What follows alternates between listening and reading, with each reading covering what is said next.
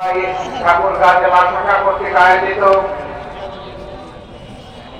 জেলা স্কুল মাঠের আজকের এই বিশাল কর্মী সম্মেলনের সম্মানিত সভাপতি বাংলাদেশ জামাত ইসলামী ঠাকুরগাঁ জেলা শাখার আমির জনাব অধ্যাপক বেলাল উদ্দিন, মঞ্চে বসা অন্যতম বিশেষ অতিথি বাংলাদেশ জামাত ইসলামের অ্যাসিস্ট্যান্ট সেক্রেটারি জেনারেল, রাজশাহী বিশ্ববিদ্যালয়ের সিনেট সদস্য, বাংলাদেশ ইসলামী ছাত্র শিবিরের সাবেক কেন্দ্রীয় সভাপতি জনাব মাওলানা রফিকুল ইসলাম খান, অন্যতম বিশেষ অতিথি বাংলাদেশ জামাত ইসলামের অ্যাসিস্ট্যান্ট সেক্রেটারি জেনারেল, নির্বাহী পরিষদের সদস্য জনাব মাওলানা আব্দুল হালিম, আঞ্চলিক, জেলা এবং স্থানীয় নেতৃবৃন্দ, বন্ধু সংগঠনের নেতৃবৃন্দ, উপস্থিত সহকর্মী বন্ধুগণ, বিভিন্ন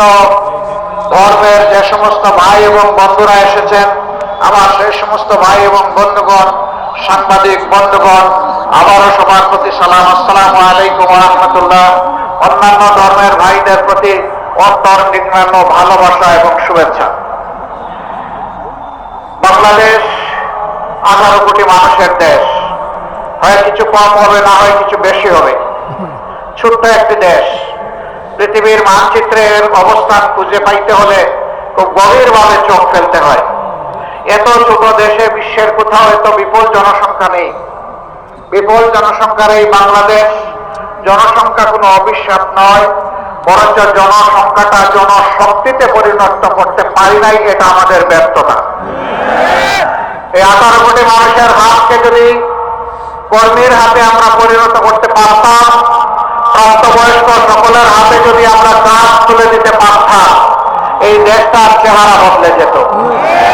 এ দেশেরই মানুষ বিশ্বের বিভিন্ন জায়গায় গিয়ে সেই দেশের চেহারা বদলিয়ে দিচ্ছে, কিন্তু আফসোস নিজেদের দেশের চেহারাটা আমরা বদলাতে এখনো পারিনি। আজকে আমি আল্লাহ তাআলার বিশেষ শুকরিয়া আদায় করছি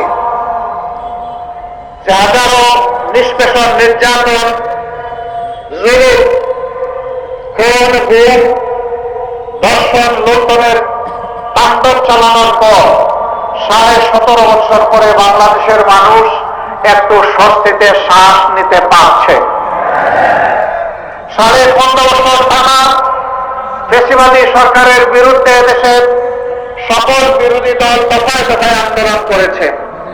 এই আন্দোলন করতে গিয়ে অনেক মূল্যবান জীবন ঝরে গিয়েছে। এই আন্দোলন করতে গিয়ে অনেকে পঙ্গু হয়েছেন, আহত হয়েছেন, অনেককে ধরে নিয়ে গায়েব করা হয়েছে। আজ পর্যন্ত তাদের আপনজন জানে না তারা দুনিয়া বেঁচে আছে কি নেই। এই আন্দোলন করতে গিয়ে অনেকে চাকরিহারা হয়েছেন, অনেকের ব্যবসা বাণিজ্য ধ্বংস করা হয়েছে, ঘর বাড়ি লুণ্ঠন করা হয়েছে, আগুন দেওয়া হয়েছে, তছনছ করা হয়েছে। আর জামাতে ইসলামের নেতৃবৃন্দের ঘর বাড়ি বুলডোজার দিয়ে ভেঙে গুঁড়া করে দেওয়া হয়েছে। জামাতে ইসলামের 1 থেকে 11 জন শীর্ষ নেতাকে খুন করা হয়েছে।